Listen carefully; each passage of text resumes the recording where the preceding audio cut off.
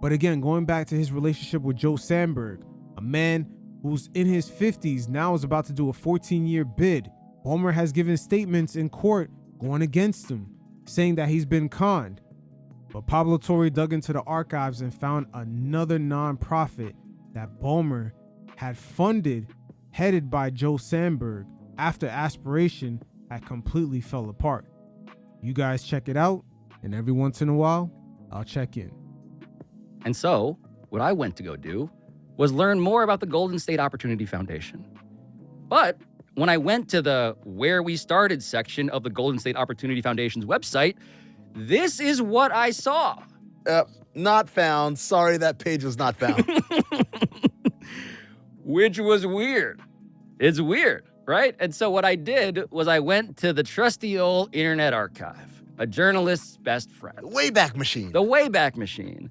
And this, Amin, is what a cached version of the page used to read as recently as November 2024. Golden State Opportunity founder Joseph Sandberg grew up in circumstances familiar to many Californians. Raised by a single mom who struggled to make ends meet on her public school teacher salary, Joe's family lost their home to foreclosure after falling deeply into debt. And it goes on. And it is a tremendous story. In case anyone was wondering, maybe it's another Joseph Sandberg. That's the picture on the page that was erased. Folks, I had a whole thing. I was going to do a Southern lawyer accent. I was going to push back. Now you've just dropped. Now we're just talking in our actual voices now. Completely broken character. None other than disgraced Aspiration co-founder Joe Sandberg is in fact the founder of the Golden State Opportunity Foundation. This is his charity. It's his baby. And it's a fact that is verified, by the way, by the organization's Form 990 IRS filings, which also list him as the longtime board chair. You can find references to Joe Sandberg's role in this organization all over his Wikipedia page, easily Googleable articles, interviews about his ambitions in Democratic politics. And so the relevant question, I suppose, would be this. When did the Ballmer Group decide to give yet another seven-figure infusion of cash to an entity founded by Joe Sandberg?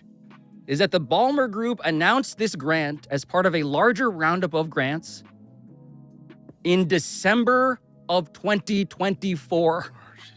Once again, for those of you watching the visual version, I'll put a timeline of all the fuckery that Aspiration has been going through ever since 2022, including the fact that the Clippers, by the time it was a 23-24 season, terminated their deal with Aspiration. January 18, 2024, Bloomberg had did a probe under Aspiration. And then by the time it was July 18, 2024, Bloomberg already called them frauds. So for it to be December of 2024, yet another nonprofit headed by Joe Sandberg and Steve Ballmer continues to give money to him, we all know that's his boy. December 24 was a month after the last recorded mention of Joe Sandberg on the charity's website, which we showed you. It was a couple of months after the arrest of Joe Sandberg's co-conspirator, Ibrahim al-Husseini, by the FBI. It was almost a year after Bloomberg publicly broke the story of the government's investigation into Aspiration.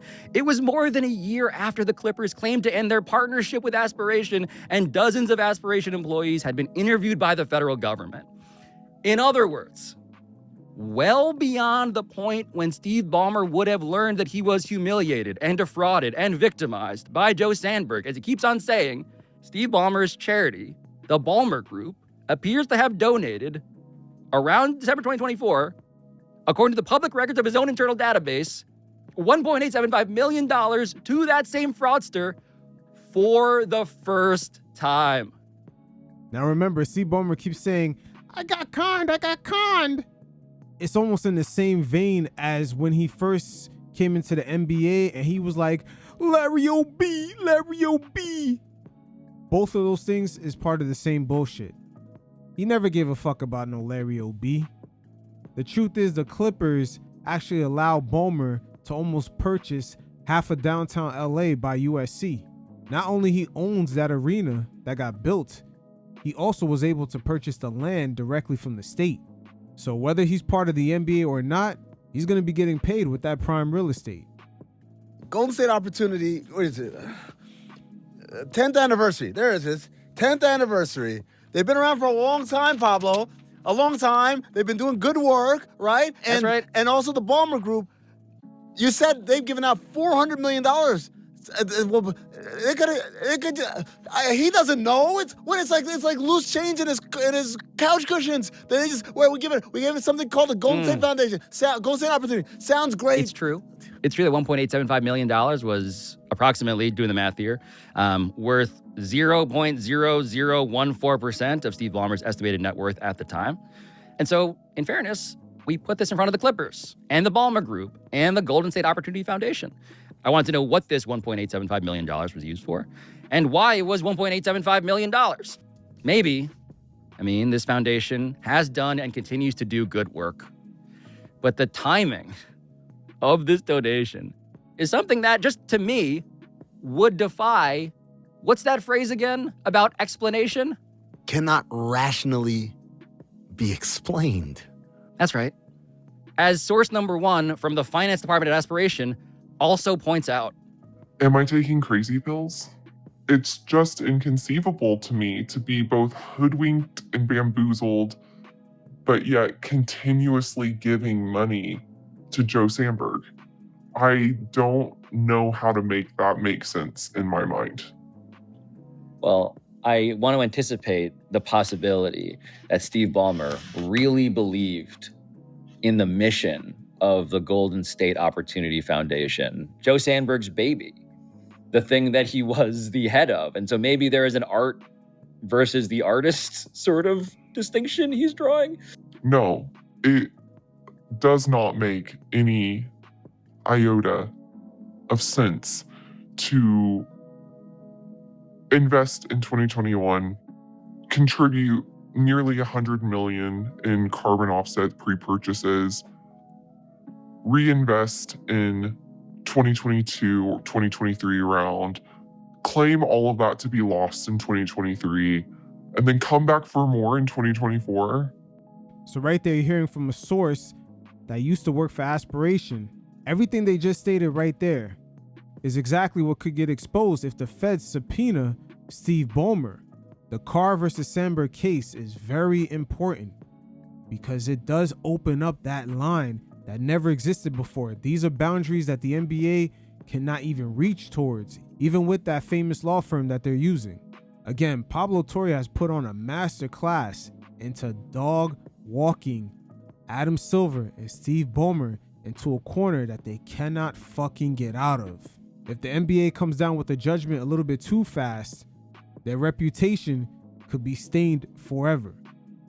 And then come back for more in 2024 via charitable donation. Maybe Steve Ballmer's a secret masochist. That is honestly one of the most persuasive theories that anyone has offered at this point in the reporting. Yeah, Steve Ballmer's kink is being robbed. Yeah. Rob me blind, daddy. Hey, if Steve Ballmer continues fucking around, he gonna be saying that exact line in jail. Yo, next to his boy, Mr. Joe Sandberg. And again, we tied multiple layers to this whole fiasco. We're sort of getting an idea of how much an NBA star is truly worth to his franchise, especially in a league today where stars are taking pay cuts just to compete for a championship. Look at Wemby, Jalen Brunson. The list is going to keep on growing. At the same time, the league and the type of owners that are coming in, the money is growing for them. Also on the media side, why is there such light coverage with this whole situation? Pablo Torre is only a one-man show and he's digging deep into the crates. So fans are seeing for the first time, the coverage around the league is very compromised. Also, we're seeing why Adam Silver had a change of tone with Donald Trump, as he is the only person that can stop the feds from going through Steve Ballmer's personal emails, lines of communication with Joe Sandberg. And with that ruling that came down on June 30th, Ballmer is now exposed to this situation. So there's a lot of different things here at play. But last but not least, I thought it was very interesting to hear from two NBA insiders who normally get votes for MVP awards or just all NBA teams, and even they are confused about what's going on within their industry. The fact that Pablo Torre receives one of the highest awards for journalism when there's a case that's not necessarily wrapped up. They gave great insight to how this was very unusual for their industry. But yet, for two veteran NBA reporters, they did not discuss at any moment the outcome of the Carr versus Sandberg case, which completely flipped this whole fiasco upside down. Once again, we're living in very interesting times. You guys check it out, and every once in a while, I'll check in. It's also gotten messier. The Athletic just reported, was it yesterday, 2 days ago, that there could be a second no-show endorsement deal, that there are questions now about a secondary sort of endorsement company, sponsor, thank you. And now they're investigating that. And the timing of them making the announcement of that investigation came just a few days later on July 14th. So July 30th, that Carr versus Sandberg ruling came down. Kawhi Leonard, July 6th, fired his agent. And then that trade between the Clippers and the Raptors got put on hold by July 9th.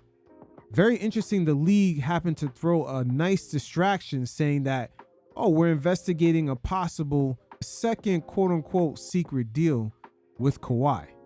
Are we in a position where there's so much pressure to wrap up this investigation that there's going to be a major stone left unturned? Where am I in terms of where we are now? I am shocked it has taken this long. I understand that lawyers do a lot of lawyering and there's a lot of, T's to cross and I's to dot, but I'm sorry. I don't know why, especially for the amount of money I can only imagine the league is spending on this investigation, why this hasn't been someone's everyday. And there are enough lawyers at this law firm that you could have put 1,000 of them on this, right?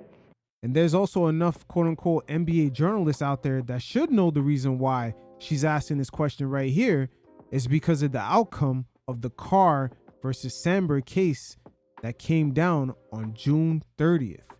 Once again, this whole fiasco exposes a lot of different things, including the fact that NBA media right now is very compromised. Matter of fact, the details of their gambling deals are even more concerning, as they make a lifetime commission off their audience losing. There are enough lawyers at this law firm that you could have put 1,000 of them on this, right? And had this done in half the time. If they had 500 people on this, if they had 100 people on this, whatever it is, you could double it and have it done in half the time, or et cetera, et cetera. I don't know why it was allowed to take this long. I certainly would have pressed for it to I don't think they happen anticipated quicker. it taking this long. I think they thought maybe 6 months before Someone's the in end of the charge. season. Right, but what do you think of Adam's point that, he said, I can tell them to stop at any time. Sure, but that we might be getting to that point. He says it's got to be done. I don't know when the calendar turns on when this trade would have to be decided or when they feel like they would have to make this decision, but it's coming. And if it's coming, that means that possibly there's a whole new wrinkle of this investigation that could be pretty significant that might just not even get investigated. It's already embarrassing to me that a Pulitzer Prize has been awarded for a media investigation into this, and the official investigation still hasn't even wrapped up. It's not that the media investigation happened and the official one hasn't. It's we've already gotten to the point where a Pulitzer has been awarded into that first investigation, meaning that it was deemed journalistically sound enough by some of the greatest experts in the history of journalism. Sheesh. We're getting some insights right here of how unusual it was for Pablo Torre to get that award, and the investigation is still ongoing. That also shows you how compromised their industry has become. For the most part, the business model now is to link up with a gambling company and have an on-air personality like Stephen A. Smith just spit out a bunch of hot takes, hiding behind anonymous sources, and when shit gets too hot, they try to hide behind these quote-unquote ethics. Oh, I'm a journalist. Get the fuck out of here. We've already gotten to the point where a Pulitzer has been awarded into that first investigation, meaning that it was deemed journalistically sound enough by some of the greatest experts in the history of journalism that it was at least a journalistically sound investigation into problems and potential issues here, and that the league still hasn't been able to come back and say there's a there or not. I think that is problematic, and I don't think it's I'm not saying it's Adam Silver's fault. It's not his fault. He's got a big job with a lot of things to do. But I don't know. Am I hiring, no offense to the fine people of Wachtell, but I know they are the go-to investigative firm for both the NFL and the NBA. The next time there's an investigation, if I'm interviewing law firms, I might say, hey, buddy, how quickly are we going to get this done? You know what? It wouldn't shock me if Wachtell ends up dropping the NBA as a client if they're put in a position where their reputation could be on the line. Once again, the league has it set up where Steve Ballmer is paying all the expenses for his own investigation, while at the same time there's other cases going on that could open things up for the feds to subpoena not only Steve Ballmer, but also the Clippers. So if they come to a conclusion too fast and give him a light slap on the ass and just a small fine and maybe a few draft picks, and the feds then open up the paperwork and show the audience, the viewing audience especially, that the credibility of the league as well as that law firm is in question, it's fucking over. You can't recover from that. But once again, as NBA voters, right here, Rachel Nichols, as well as Chris Mannix, they seem like they're not aware of some of the outside cases that are going on, because this shit is buried deep and it's not by mistake. I agree with Because that. I want it done right, but it can get done right at different speeds. I think he has no choice now. Mr. Wachtell might have some explaining to do. I think Adam's got no choice now but to let this thing play out, because he has got to get the full, unvarnished, uninterrupted report at this point. Because if the result of this report is that I don't he know is if that's going to, possible well, anymore. if the result though of this report is that he is going to submit the Clippers to some kind of serious punishment, he knows that there is probably going to be a fight coming from the 13th richest man in the world. A guy that has the best lawyers on the planet. A guy that is going to be armed to the teeth and potentially ready to fight for years to drag the NBA into a multi-million, multi-billion perhaps lawsuit. Like that, whatever percentage you want to put on that happening, that at least has the potential of happening. Now, when you look at the situation with Pablo Torre, he's one independent guy. So if a lot of the accusations and just paperwork trail that he has left was false, you would think Ballmer would completely not only bury his career, but he would completely destroy his whole media existence. The fact that he has not done that yet is because he already understands that if he sues Pablo, he could open himself up to get subpoenaed.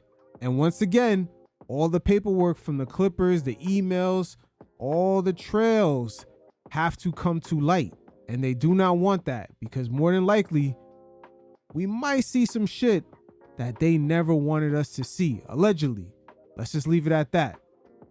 At this point, as frustrated as the NBA is, as frustrated as clearly Adam is, frustrated as people are to be dealing with this still after almost a year of this initial reporting coming out, I don't think he has a choice anymore. He has to But that follow this doesn't- thing all the way through. The point you make about Steve Ballmer has always and will continue to be true. Regardless of what shows up in that report, Steve Ballmer has the legal right to take them to court over Yep. it. And he could, with all of his money and lawyers and everything else, drag this out for years, regardless of what's in that report. That report could show photos of him handing Kawhi hamburglar style, like a grab a thing of money, a brown sack with a big dollar sign on it, and he could still take them to court for years. So that is something that the league is balancing. There's an implied power here that Ballmer has, that the league is going to be balancing. There's certainly talk of, we see sports leagues do this all the time, they try to end around that reality by saying, we are basically going to enter into a plea bargain with one of our own owners and say, we have met, we have talked about the evidence in front of us, we have agreed together that this is the correct punishment, and therefore there is not going to be a challenge, there is not going to be a thing. The Players Association does this too, right? Now, all the stuff right here Rachel Nichols is talking about sounds fine and dandy. But that ruling on June 30th with the Carr versus Sandberg case has fucked it up. They cannot do that anymore, because now the door has been opened for the feds, government, state, whoever, to subpoena Ballmer and the Clippers. Adam Silver's trump card to avoid all this, so they can get to a point where they can do the same things she was just referring to, is to get that situation handled. And that's what Steve Ballmer, since November 2025, trying to get that case thrown out. Who knows? Donald Trump might be the only one that could come to the rescue.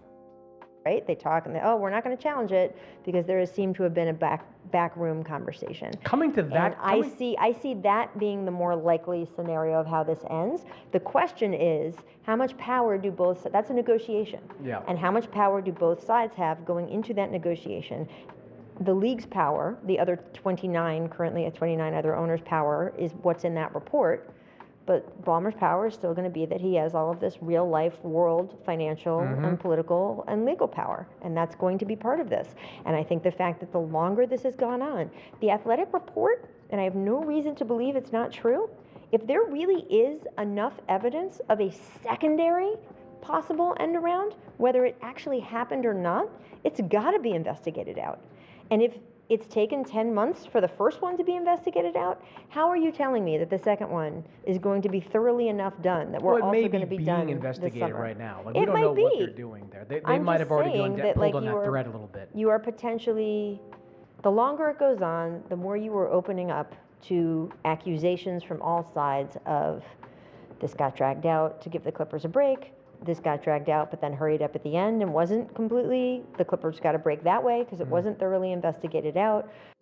Once again, we're casually listening to two NBA media veterans right here. They have a lot of sway within the league, who gets awards. They have a lot of relationships. But yet it's amazing how they're completely clueless about the cases that are around this whole Aspiration and Kawhi situation. The NBA, as well as that law firm, whatever ruling they're about to come down on, has to take a pause. Because if Steve Ballmer gets subpoenaed, the reach not only into Ballmer's emails and other entities and just lines of communication is going to far reach of what the NBA and that law firm could ever see.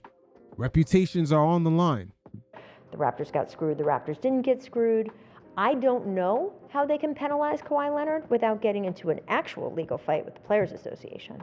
Because if you sit there and say, we are getting into the endorsement contracts of you players, an area which until this point we have had no jurisdiction, you are going to have a fight on your hands because that is where their real money comes from. Once again, that ruling on June 30th has allowed that jurisdiction to happen outside of the NBA. And they do not want that paper trail to be seen. And from what Pablo Torre has shown so far, there's a lot of emails linking the two. But because the NBA only has a jurisdiction to reach in and find out what happened within that Clipper building, they can't necessarily dig into Ballmer's other entities. And I can't imagine that that's not going to be a legal fight there. So there is a lot that has to be litigated and balanced here. And it's not just when the report comes back.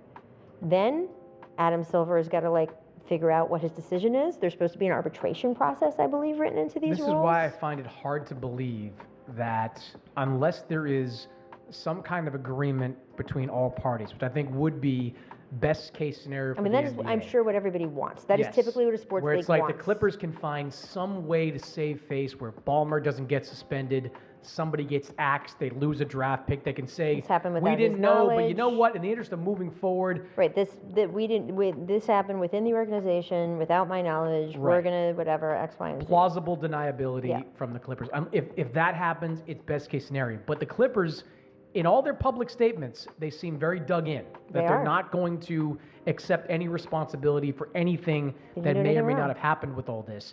And I asked this of Adam, Adam, how can you get a report? Let's say you get the report next week. Mm-hmm. That's going to be a big report. Yeah. That is going to be you multi-volumed, made a great point thousands there. of pages.